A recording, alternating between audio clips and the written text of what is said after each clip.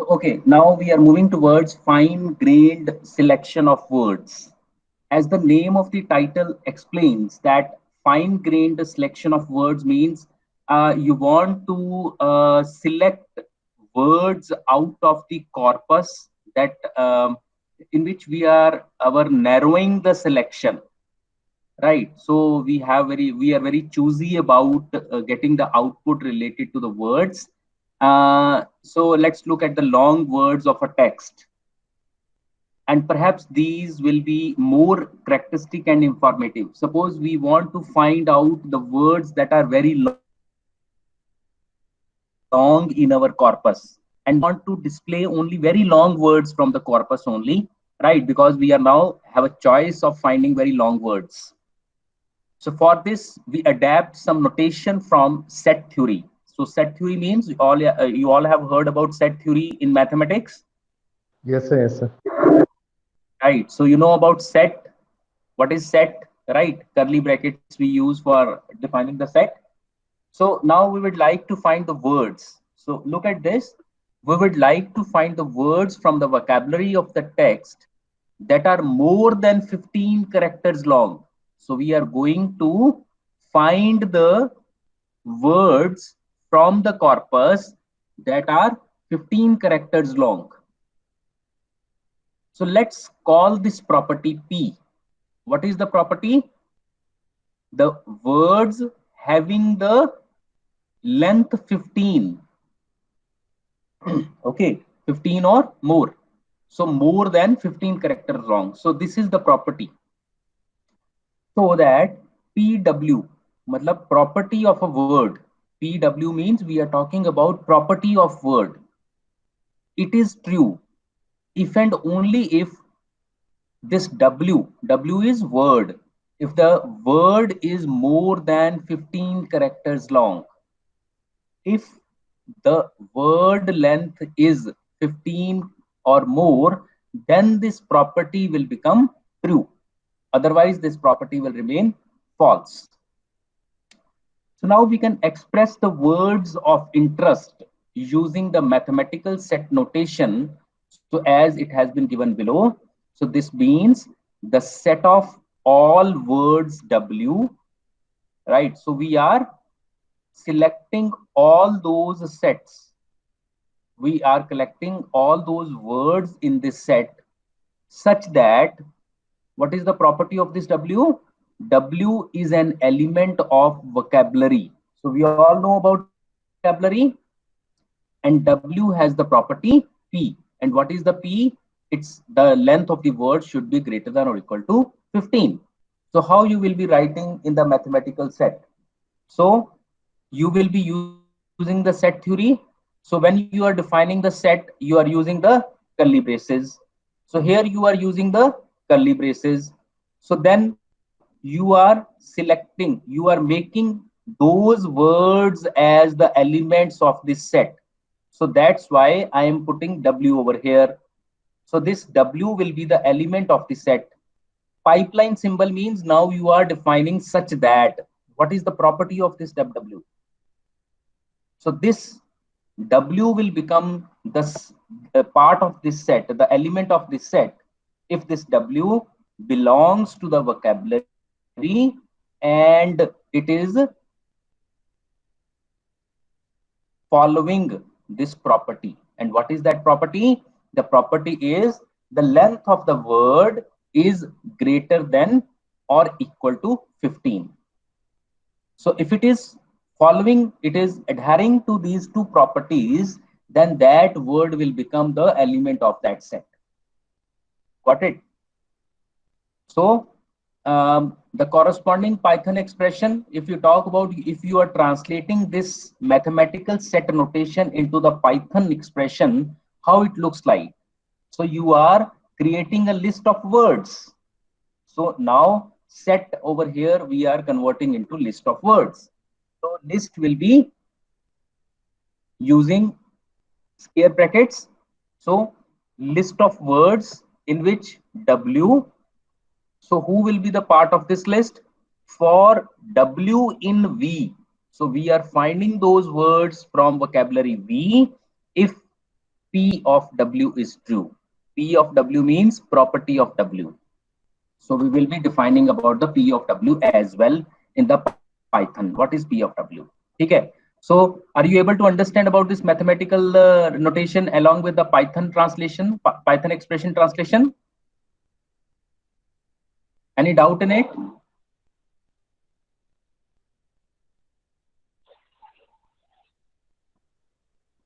No, sir. Any doubt in mathematical notation along with its translation into Python expression? Any doubt how it has been done?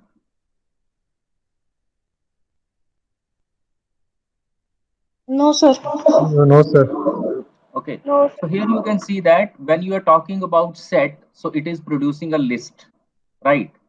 So which means that duplicates are also possible. So observe that how similar the notations are. You can see the notations are very similar.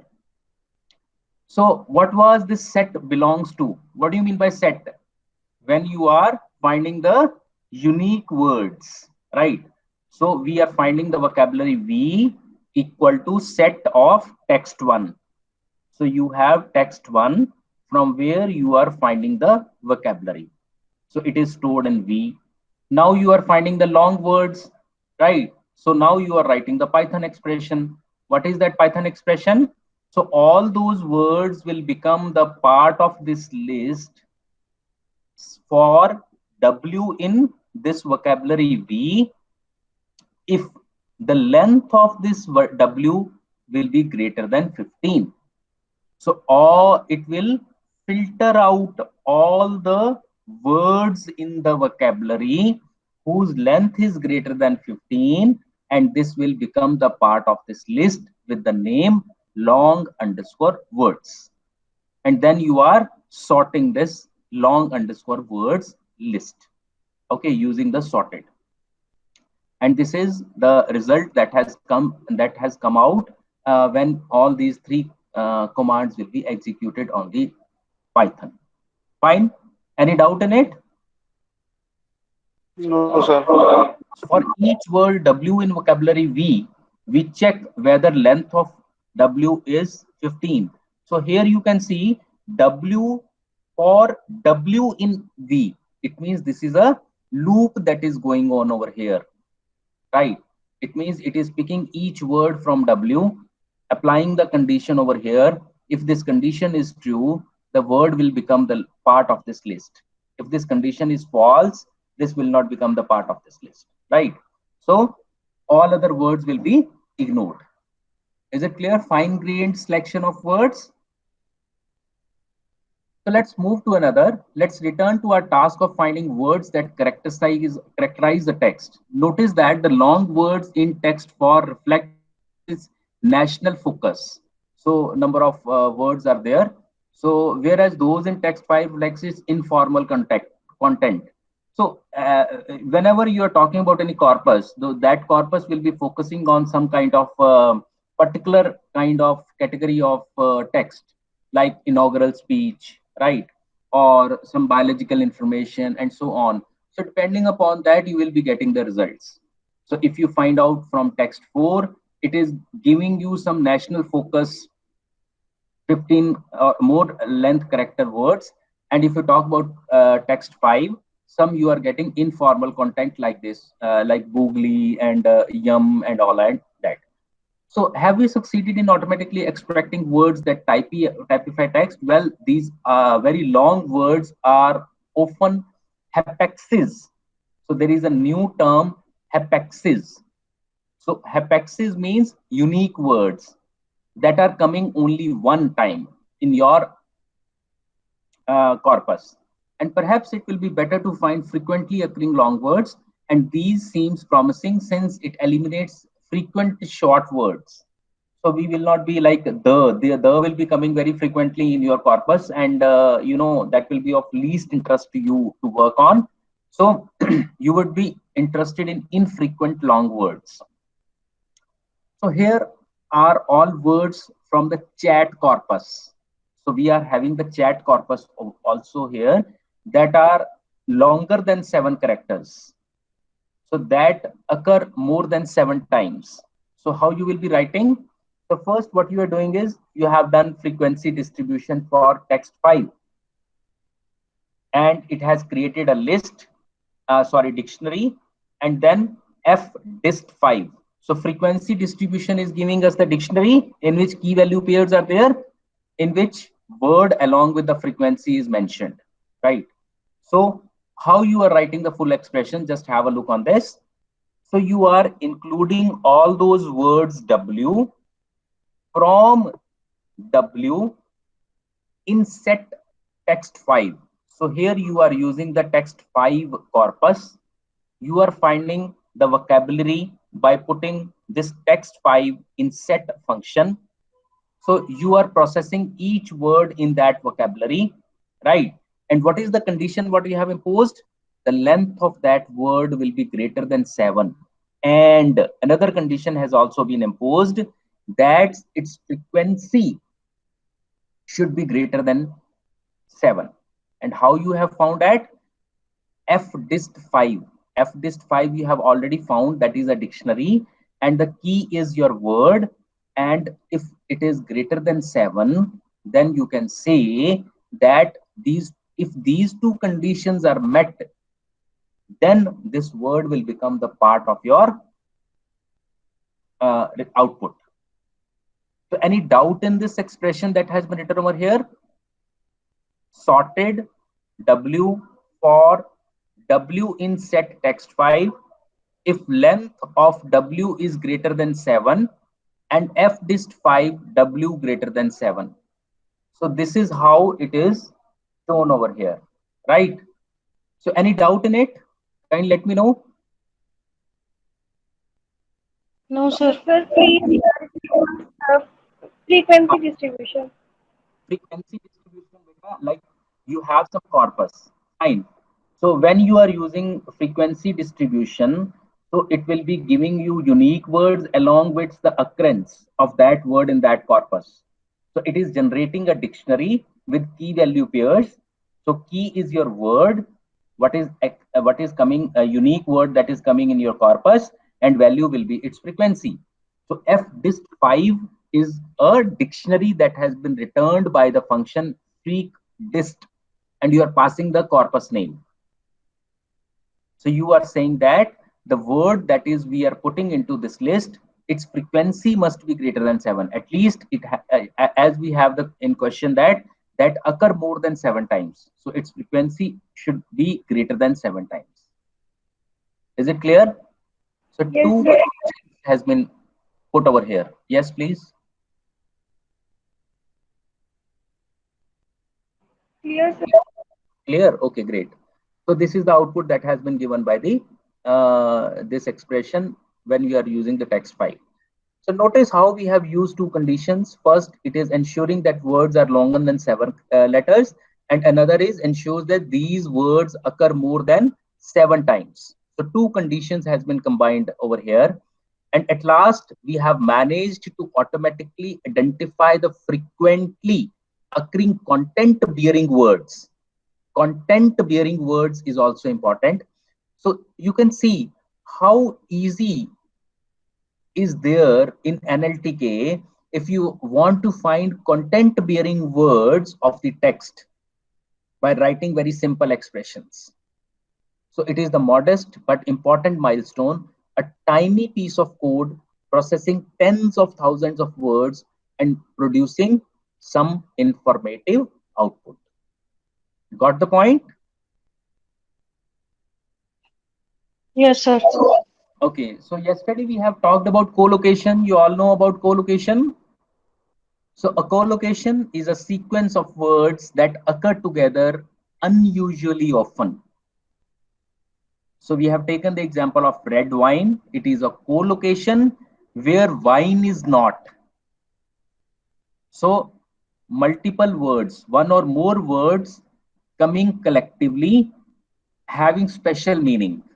They cannot be separated out. That is a collocation. A characteristic of collocation is that they are resistant to substitution with words. Single out, you cannot single out the words that is that have similar senses. For example, maroon wine sounds very odd, right? Red wine looks fine because red wine we all know, right? And maroon wine, have you heard about maroon wine? No. So collocation, what is collocation? Anybody, what is collocation?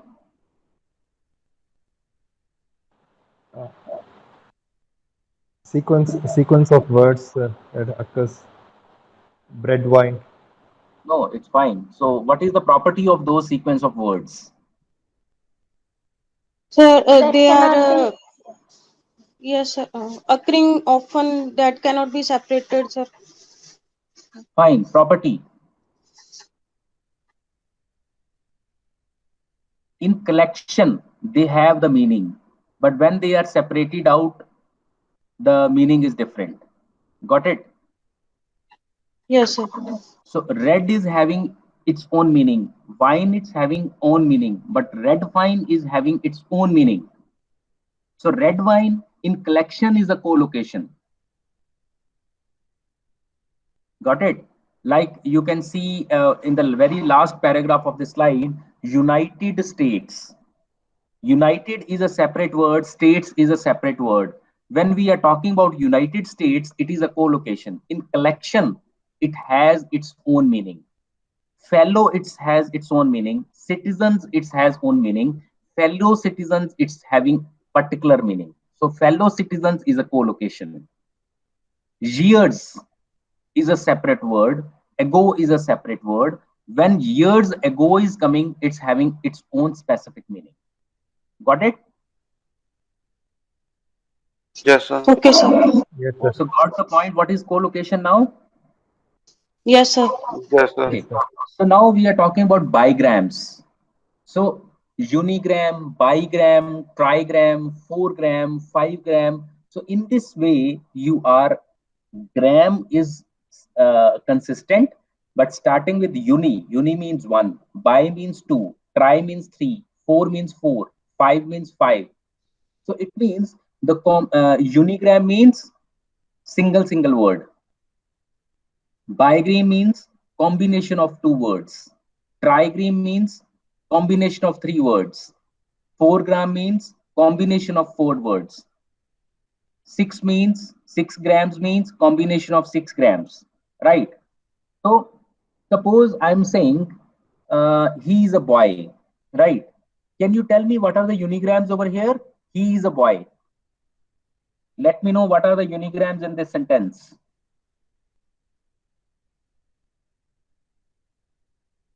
He, this is one unigram. Is, it is another unigram. Another unigram. Boy, another unigram. Each single word is a unigram in this sentence. How many unigrams are there now in this? He is a boy.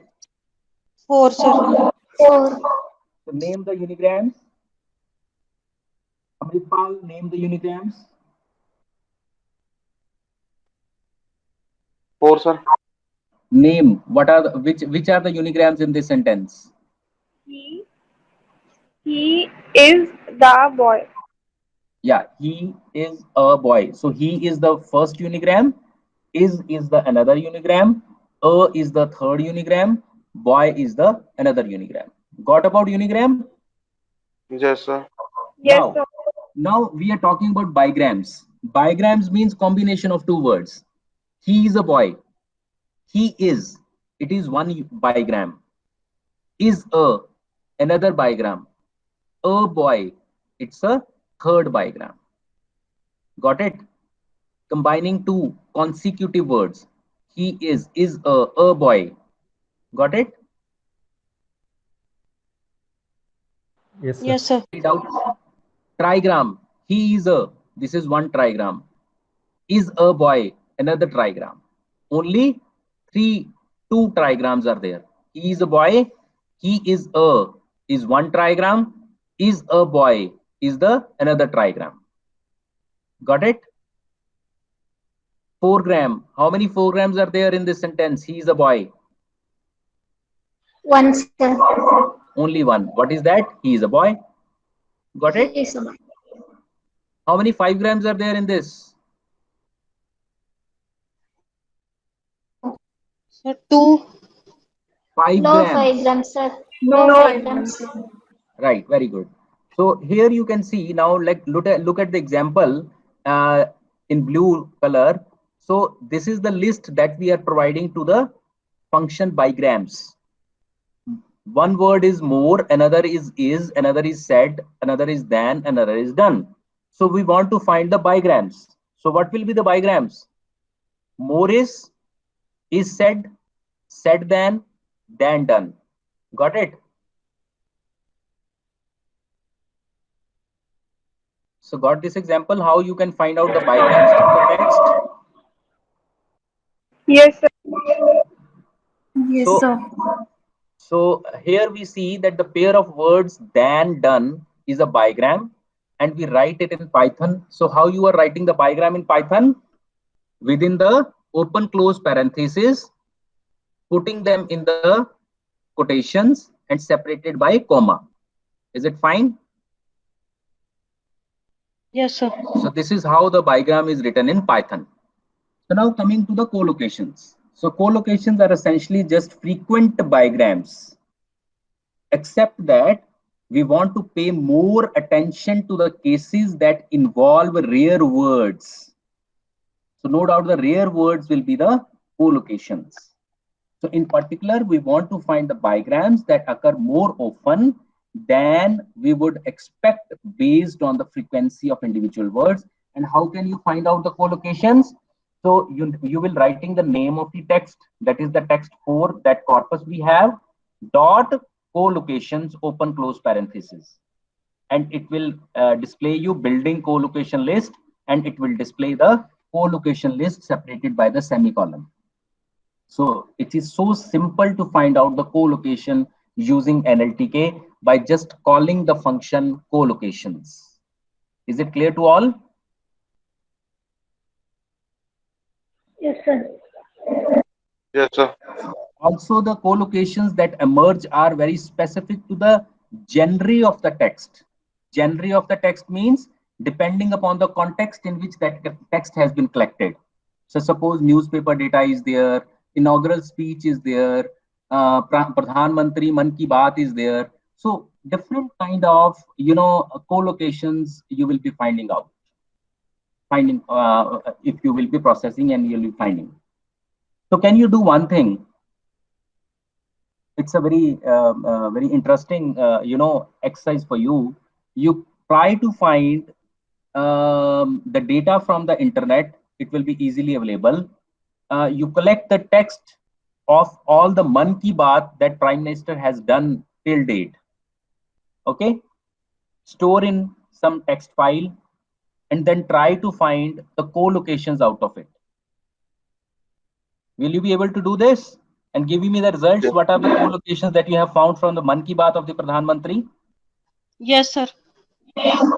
Will it be interesting for you to find out what are the Yes. collocations in it? Yes, sir. Yes, sir. Okay, to make the things interesting. Okay.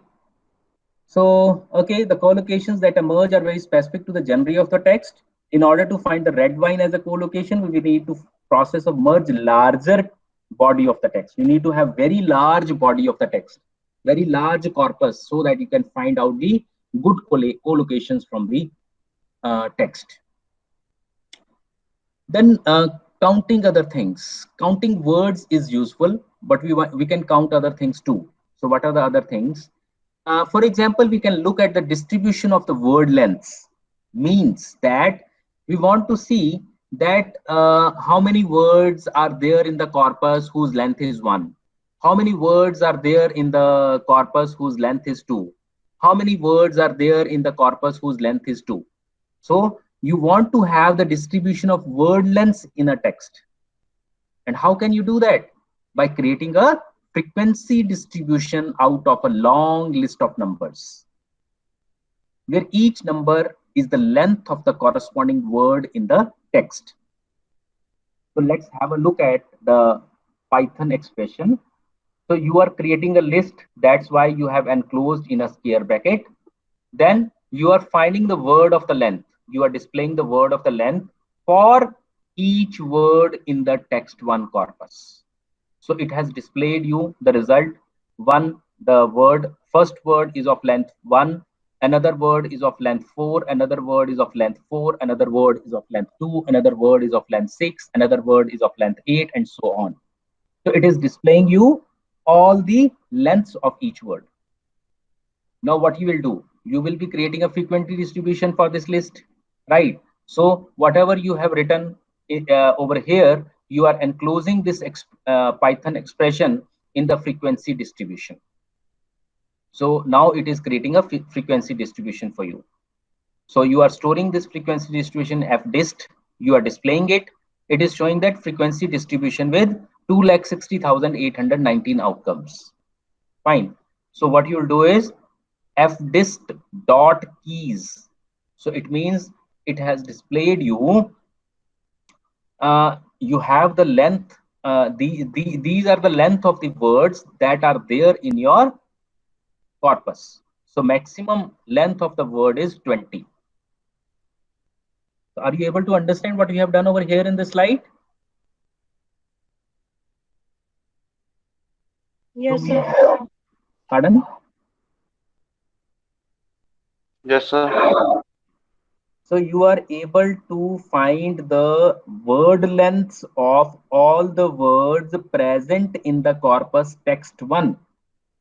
So there are words whose length is 3, there are words whose length is 1, there are words whose length is 4, there are words whose length is 18, but there are no words whose length is 19, because 19 is missing over here.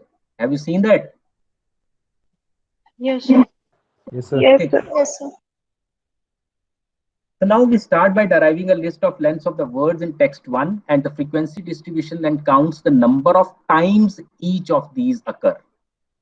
The result is a distribution containing 250,000 items, each of which is a number corresponding to a word token in the text. But there are only 20 distinct items being counted. The numbers 1 through 20, because there are only 20 different word lengths. That is, there are words consisting of just 1 character, 2 character, and up to 20 characters, but none with 21 or more characters. Now, is it clear now? So one might wonder how frequent the different length of the words are. How many words of length 4 appear in the text? Are there more words of length 5 than more than 4, etc., and so on? These are the questions that will come to your mind. So how can we? So fdist dot items, whatever we have done. So here fdist, we have calculated this fdist. So now you are displaying fdist dot item. So what it is displaying? There are 50,223 words whose length is 3. There are 47,933 words whose length is 1. There is only one word with length 20. There is only one word with length 18. There are 12 words with length 12. So you want to see that fdist.max. So max is 3. So the word length is 3. Maximum words are there whose length is 3 in this corpus text 1. So what is that fdist 3? You can see fdist in scare brackets, you are mentioning 3. It is 3. So the value is 50223.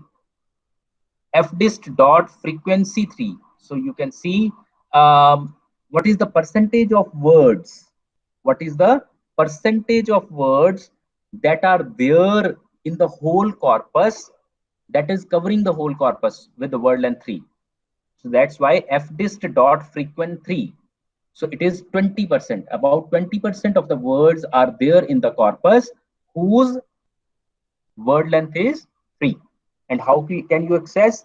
Fdist dot frequency FREQ, and in bracket you are mentioning 3. So any doubt in this slide? No, sir. No, sir. So these are some of the functions that you can use over here. I just going too fast. So if when you are using FREQ DIST, so it means you are creating a frequency distribution containing the given samples. Then you have now dictionary with you in the with the name fdist. So if you are using fdist.inc, so what is this? Increment the count for this sample. Then fdist in bracket you are specifying some special word, so it will display count of the number of times a given sample occurred. You want to find out the freq freq, so you have seen the percentage of this particular word in the whole corpus. fdist.n, capital N, total number of samples. fdist.keys, samples sorted in the order of decreasing frequency. For sample in fdisk, so you are iterating over the samples in order of decreasing frequency. Dot max, you are finding the maximum greatest count. Tabulate, so display in the form of tabular form, tabulate the frequency distribution. You want to have the graphical plot, so using dot plot. You want to have the cumulative frequency distribution, so cumulative equal to true. So fdist 1 less than fdist 2, so test if samples in test fdist 1 occur less frequency than fdist 2. So you can try all these functions, and tomorrow you can ask me any questions on this. Then we have one list with the name cent7. So these are the elements that are present in the list cent7. You will be using this cent7 over here for doing some conditional relational operator usage over here. So you are filtering out all the words. How you will be filtering out? By writing this Python expression for w in cent7. You are iterating through all the words in cent7, and what condition you have imposed? The length of the w should be less than 4. So now it is displaying all the elements of this list whose length is less than 4. Next is length of w is less than or equal to 4. So now it is including all the words that is less than and equal to 4 as well. Double equal to 4 means which are of length 4. Not equal to 4, that are not equal to 4. So this is these are the relational operators in Python that you are using over here, right? So is it clear how you have used over here the relational operators? Less than, equal to, and not equal to. Yes, sir. So then is some word string comparisons also you can do. S starts with T. Test if S starts with T means any letter. S dot ends with T. T in S, whether T is present in S or not, it will give you true or false. If you want to make a lowercase, like is lower, is upper, is alphanumeric, if is digit, is title, so all you can perform these comparison operations. So it will be providing you true or false. So you can see examples over here. So here some examples of these operators being used to select words from our text, words ending with ableness, right?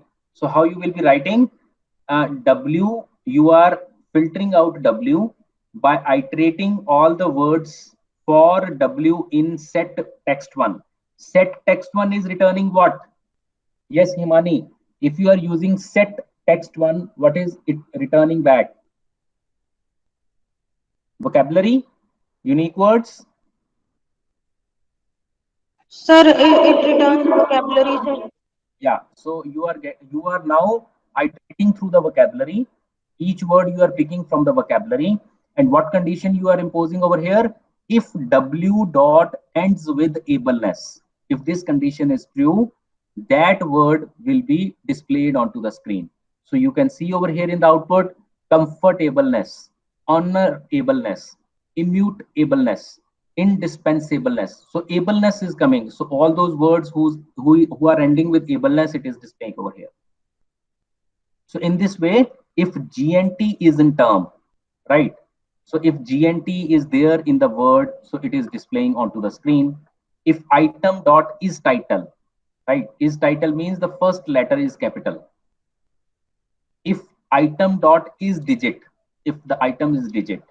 So we can also create more complex conditions if C is a condition that not C. Not C means you are negating that condition. We have two conditions, C1 and C2. So you can use AND over here. Then we can combine them to form new condition using conjunction and injunctions like or, and, not, right? So you have relational operators, conditional operators, logical operations. So you can use all those operators, and then you can make the Python expression to as per your requirements. Is it clear to all? Yes. Yes, sir. So now we have seen some examples of counting items other than words. Let's take a closer look at the notation we have used. So length of W for W in the text.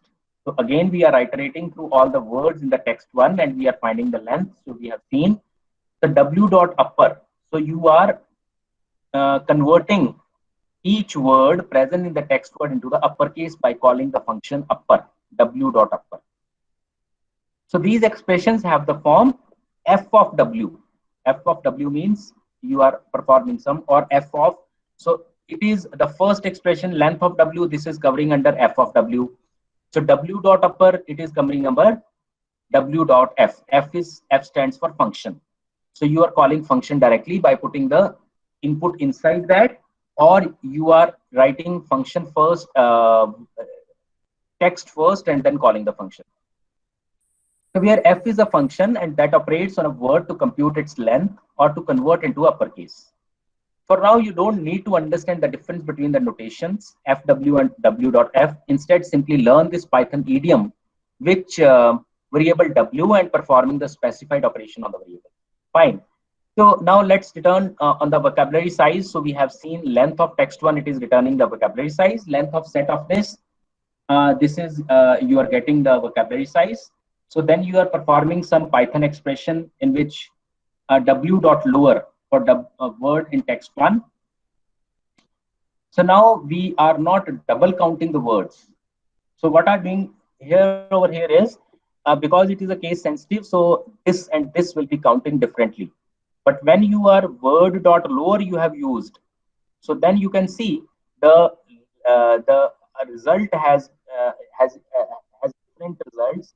Count is different. It was 19,317 and it is now 17,231 because now we have lowered all the words and all has become with lowercase. So they will be considered one. So we have wiped 2000 off the vocabulary count. So we can go a step further and eliminate numbers and punctuations from the vocabulary count by filtering out any non-alphabetic items. How can we do? If word dot is alpha, so you will be filtering out or counting only those that are alphabetic only, that are only alphabetic items. So how can you do? Putting the condition is word dot is alpha. So now you can see it has reduced from 172312 to 16948. In this way, you can use all the functions and the conditions and you can do your purposes. So inside nested, so you have seen nested if blocks as well. So here also we have the nested code blocks. So most programming languages permit us to execute a block of code when a conditional expression or if statement is satisfied. We already saw many examples of conditional test in code like W for W in send7 if length of W is less than 4. So it is a simple one in which we have only single condition.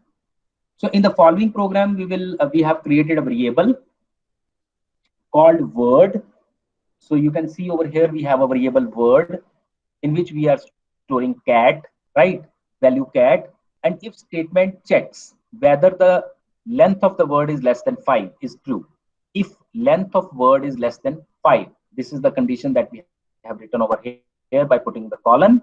It is so the body of the statement is invoked. So here you can see 3 dots in front of print. Why? Because this is the part of the indentation. Indentation means now this print statement is the part of the if block, right? It is not an independent statement. So if so, the body of the if statement is invoked and the print statement is executed, displaying a message to the user. So remember to intend the print statement by typing 4 spaces. You need to put 4 spaces starting from the I level, so that it should know that it is the part of the if statement. So word length is less than 5, the result has been displayed. So in this way, you can have the nested code blocks. Any doubt in it? Nested code blocks? No, sir. No, sir. So control structures. So this is a control structure in which we have the for loop. So here you can see that for word in this list. So it means it will pick each word from this list by using 2 keywords. One keyword is for, another keyword is in, and word is the variable, and this is the list that we are processing. And after that, you have the colon after of this statement, and then you are writing print word. So what it is writing? Call me Ishmael dot, because there are 4 things. So this is called a loop because Python executes the code in the circular fashion. It starts by performing the assignment word equal to call, effectively using the word variable to the name the first item of the list. Then it displays the value of the word to the user as it has done. Next is goes back to the for statement, performs the assignment word equal to me. It picks the second item from the list before displaying this new value to the user, and so on. So it is in a loop, circular loop, till all the items are executed. It continues in this fashion until every item of the list has been processed. Is it clear? Yes, Next, sir. with the Yes, sir. condition, you know that we can put the condition inside the loop as well. So this is the for loop that we have used for some variable in sent1. If this ends with 1, then it should be displayed onto the screen. So this is looping with the conditions. You have imposed the conditions inside the loop as well. Is it clear to all? It is self-explanatory. Yes. So in the second example, Yes, you sir. can see again we have a loop in which we have if, elif, else we have used. So inside the loop, you can use the statements as well. So that is also clear to you. I think it is self-explanatory. Yes, sir. Yes, sir. Anybody having doubt in this? How you have used conditional statements inside the looping?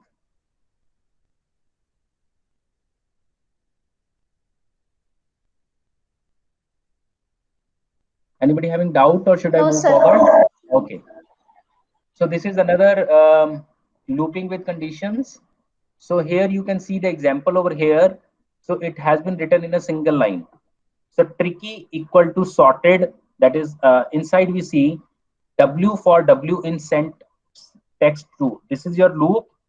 If this is word or this is in this, so this is the condition. So we have written everything in a single line, and then we have enclosed and sorted. So now whatever the result is there, that is again a list, and now it has been created a list with the name tricky. Again you are processing the tricky using the loop and printing the word.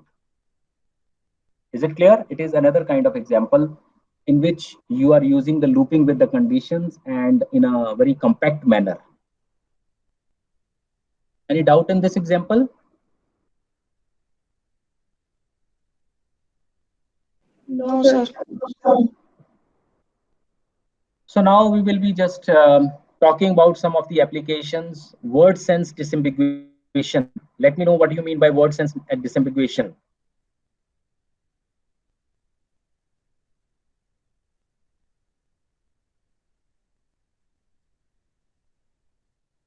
Anybody please let me know what you mean by word sense disambiguation. Sir, like you gave example of word saw, sir. Yeah. So we have two ambiguous words for saw. Like one is the tool that is saw, then other is the verb, and we have to disambiguate that we have to train the machine that it should not take it. It should be able to differentiate in between those words. Yeah, so very good. So here you can see one more example, dish. So dish is again one word is all, plate is also there and something to eat also there, right? So now the machine has to be make intelligent to find out the context of that word that is coming into the sentence. This is one example. So this is coming under automatic natural language understanding. Fine. Next is pronoun resolution. So I have given the example of pronoun resolution as well, as in which I have told you enough for our resolution. Give me the example.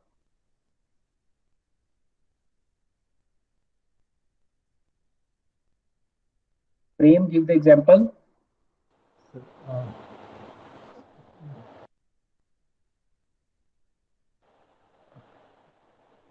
Prem and Amritpal are playing cricket. He No, sir. is hungry. Who is he? Who is hungry? Amritpal or Prem? It is pronoun resolution. How you will reference back this he, either with Prem or with Amritpal. Got the point? So this is enough for our resolution. You need to look at the context of the he from the surrounding sentences. So this is one of the language understanding technologies when you are talking about automatic natural language understanding.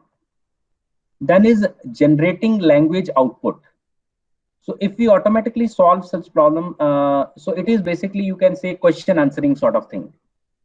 So we have already talked about some chatbots. Yes, sir. Yes, sir. Then is machine translation. So we all know about machine translation. For which kind of language pairs it is difficult to develop machine translation system? Closely related languages or non-closely related languages? Closely related languages, sir. Easy. You're talking about easy or difficult? Easy, For sir. closely related languages, it is easy or difficult? Easy, sir. Yeah, for closely related languages, it is easy. For non-closely related languages, it is difficult. Why?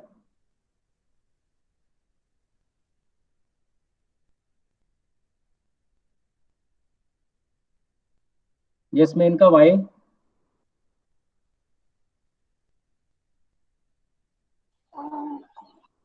Sentence structure. Yes, sir. That SOV and SVO, it's different to. If it is same in both the languages, it is easy. It is closely related languages. If it is different, then they are non-closely related languages. Fine. Yes, sir. Then spoken dialect system, you all know about that. We have already talked about speech synthesis, speech, yes, generation. Okay. Okay, so this is how the speech synthesis spoken dialect system works. What are the, modules that needs to be done? Speech analysis is there, morphological and lexical analysis there, then parsing has to be done, contextual reasoning is there, application reasoning and execution is there, then utterance planning is there, syntactic realization is there, morphological realization is there, speech synthesis is there. So this is the whole process. And if you talk about these drums, so they are the databases, pronunciation model, morphological rules, lexicon and grammar, discourse context, domain knowledge. So phonology, morphology, syntax, semantics, reasoning. So these are the verticals. Then RTE. What is RTE? That is recognizing textual entailment. What is that? The challenge of language understanding has been brought into focus in recent years by a public shared task called recognizing textual. The basic scenario is simple. So what is that? Simple, you want to find evidence to support the hypothesis. Let's take two examples. Sandra Gaudet was first elected to parliament in the 2002 elections, narrowly winning the seat of Coromandel by defeating Labour candidate Max Parnell and pushing incumbent Green MP Janet Fitzsimmons into third place. This is one sentence. Another is Sandra Gaudet was defeated by Max Parnell. This is the another.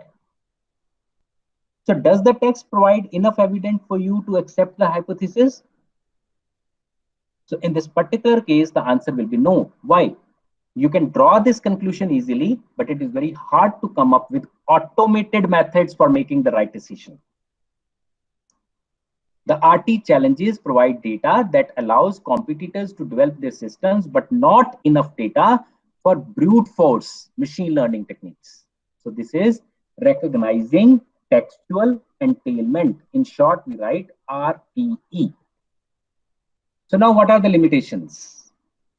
Despite research-led advances in the text such as RTE, natural language systems that have been deployed for the real-world applications, still cannot perform common sense reasoning or draw on world knowledge in a general and robust manner.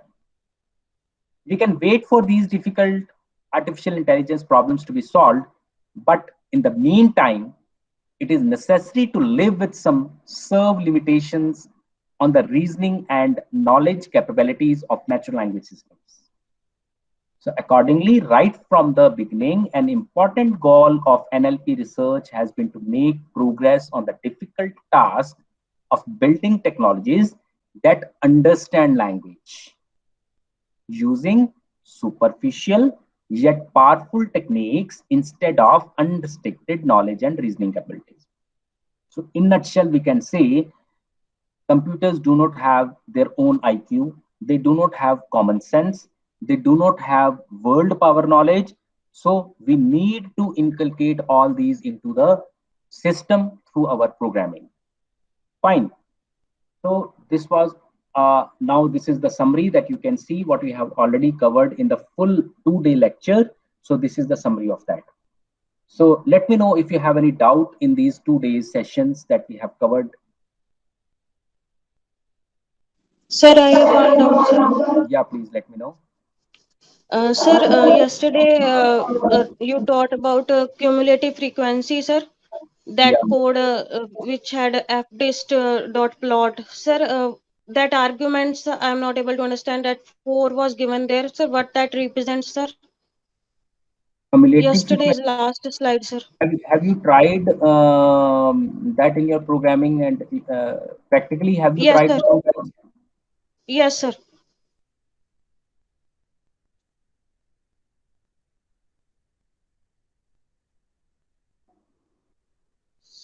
This one, sir. This one. Like this. What this 50 represents, sir? I need to check the context.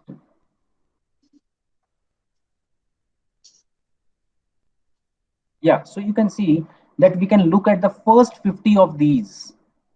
So this is our own choice. How many topmost words you want to look at? Okay. So first 50, Okay, sir. 50 most frequent words. So we are plotting this graph for 50 most frequent words. You can replace it by 100 if you want to see most frequent 100 words, because those words will come over here in the on the x-axis. Okay, sir. Okay, sir. Got it? Yes, sir. Yes. Any more doubt? Yes, any more doubt in any of the topic what we have covered in last 2 lectures? So this was language processing and Python.